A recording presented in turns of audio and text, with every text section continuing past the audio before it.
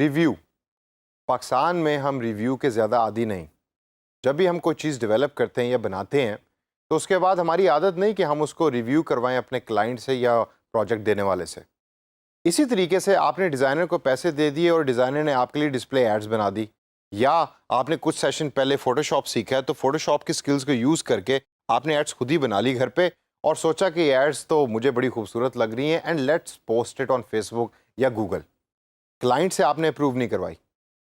اور جب آپ نے اس کو پوسٹ کر دیا اور کلائنٹ نے گوگل کے اوپر یا کسی ویب سائٹ پہ یا فیس بک پہ جا کے ان ایڈس کو دیکھا تو کلائنٹ کو وہ بالکل پسند نہیں آئی. اب اس سے ہوگا کیا؟ Number 1, you are going to waste a lot of time. میرا پرسنل ایکسپیرینس یہ کہتا ہے کہ جب آپ ایڈس کو اپروو نہیں کراتے کلائنٹ سے تو وہ ہمیشہ آپ کا بہت زیادہ ٹائم ویسٹ کرتی ہیں. اگر ایڈ کلائنٹ کو پسند نہیں آئے تو client will ask you to develop those ads again, یعنی کہ وہ ایڈز آپ کو دوبارہ بنانی پڑیں گی.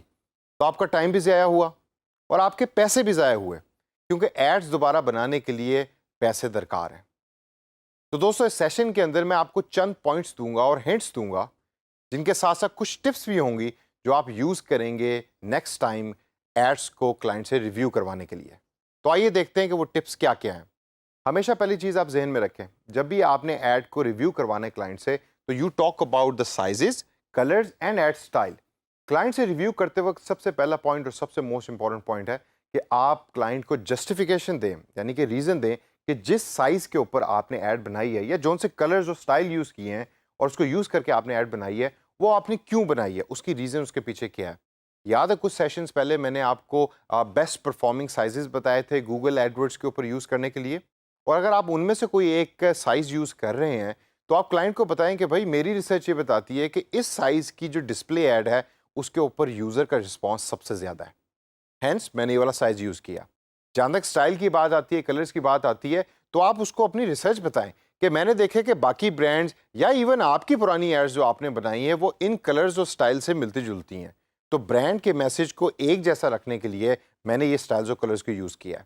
جب آپ یہ جسٹیفیکیشن کلائنٹ کو دے دیں گے, اور یاد رکھیے کہ ہمیشہ ریزن اور جسٹیفیکیشن کلائنٹ پسند کرتا ہے کیونکہ وہ آپ کو پیسے دے رہا ہے تو اس کا ایک حق بنتا ہے کہ وہ آپ سے ریزن پوچھے,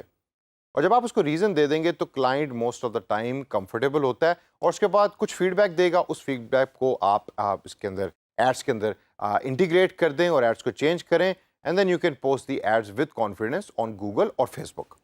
اب اسے آگے چلیں. اگلا پوائنٹ جو کلائنٹ سے ریویو کرتے وقت آپ نے ذہن میں رکھنا ہے وہ ہے پلیسمنٹ اینڈ بجٹ کا. کلائنٹ کو بتائیں کہ کس جگہ پہ یہ ایڈس پلیس ہوں گی اور اس کے اوپر کتنا بجٹ لگے گا. ایسا نہ ہو کہ آپ نے ایڈ بنائی ہے فیس بک کے لیے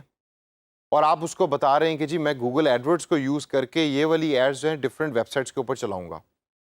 فیس بک کی ایڈز اور ہیں, گوگل کی ایڈز اور ہیں, ٹویٹر کی ایڈز اور ہیں, اور اسی طریقے سے تمام پلیٹ فارم پہ یوز ہونے والی ایڈز کو الگ الگ بنائیں, الگ الگ ان کے آبجیکٹیوز ہوں اور الگ الگ ان کی ریزنز ہوں, اور ساتھ ان کا بجٹ مینشنڈ ہو.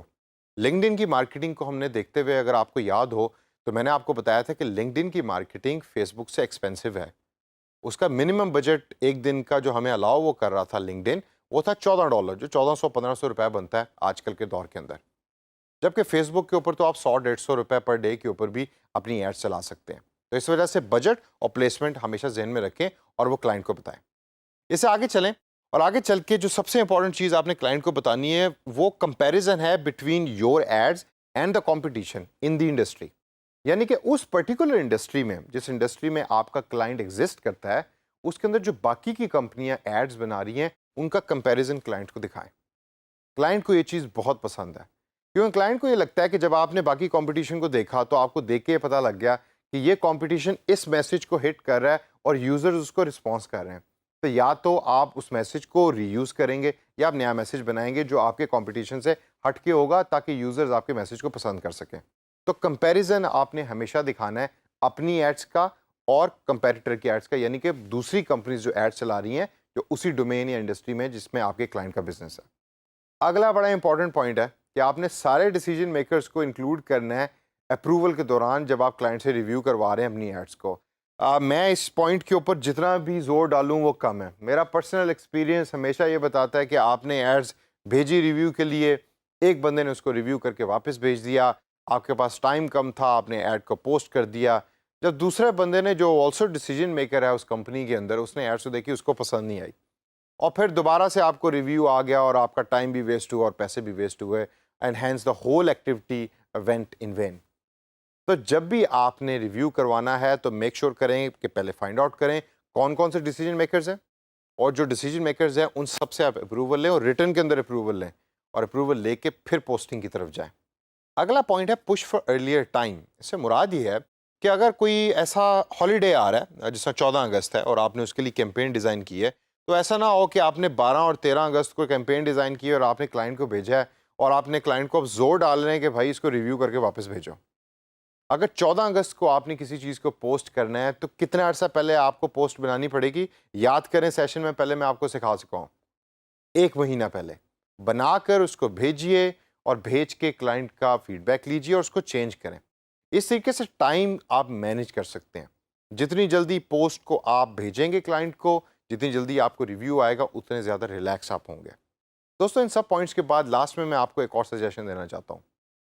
جس طرح میں نے پہلے بھی آپ کو بتایا اور سمجھا چکا ہوں اور میں اب آپ کو دوبارہ بتاؤں گا، فیڈ بیک سے نہیں گھبرانا. بے شک وہ فوٹو شاپ میں آپ نے ایڈ خود ہی بنائی ہو، ضروری نہیں کہ جو آپ نے ڈیزائن بنایا اور جو آپ کی آنکھوں کو اچھا لگ رہا ہے وہی آپ کے کلائنٹ کو بھی اچھا لگے یا یوزر کو بھی اچھا لگے. ان تمام چیزوں کے بعد اور سٹیپس کے بعد بھی اگر کلائنٹ آپ کو کہتا ہے کہ بھائی مجھے بیک گراؤنڈ کلر اچھا نہیں لگا، یا وہ جو بلڈنگ کی تصویر تم نے ڈالی تھی مجھے تو وہ بالکل بھی اچھی نہیں لگی، تو چینج کریں. کلائنٹ کی بات کو سنیں. کلائنٹ آپ کا کسٹمر ہے اور آپ کلائنٹ کی بات کو سنیں گے، آپ کا ریلیشن شپ کلائنٹ کے ساتھ اسٹرانگ ہوگا اور فیوچر کے اندر آپ کو کلائنٹ اور بھی پروجیکٹس دے گا اور اچھے ریویوز دے گا.